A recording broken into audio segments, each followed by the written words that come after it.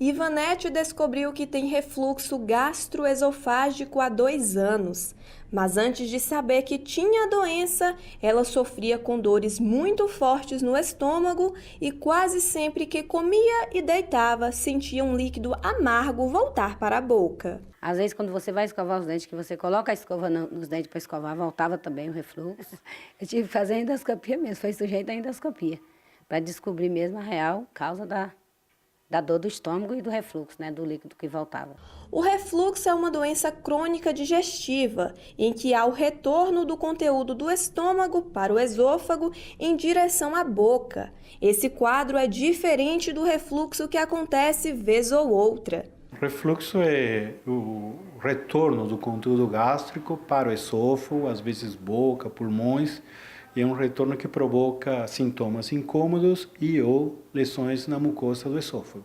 De acordo com o médico, a doença apresenta alguns sintomas típicos e atípicos. Existem 2 tipos de sintomas. Os sintomas típicos, que pelo fato de ser típicos não significa que são exclusivos do refluxo, que são o queimor no peito e a regurgitação ácida, que é aquele líquido, a sensação de líquido que volta queimando. Então são os sintomas típicos. Mas existe uma série de sintomas considerados atípicos que podem fazer parte tanto com os típicos ou exclusivos, sozinhos.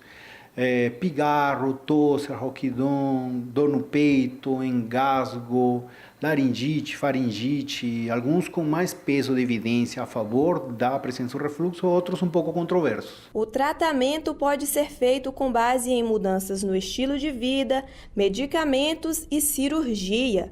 O método utilizado vai depender do caso de cada paciente. A gente primeiro tenta mudar o estilo de vida do paciente. O que significa isso?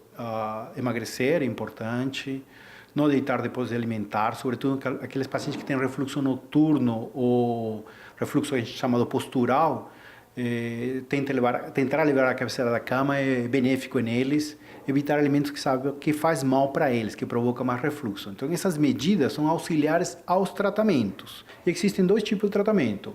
Os medicamentos, não, que são chamados de uma família dos inibidores de bomba de prótons, que aí são uma gama grande de medicamentos que estão surgindo ou já muito antigos, e a cirurgia. Ivanete mudou alguns hábitos alimentares e também fez uso de alguns medicamentos para tratar a doença e assim não ter mais incômodos por causa dela. E hoje eu venho suspendendo algumas coisas, como é o caso do refri, que eu não tomo refri, massa eu não como devido à idade também, né? Porque aí para mim não ficar gordinha, cheinha, né?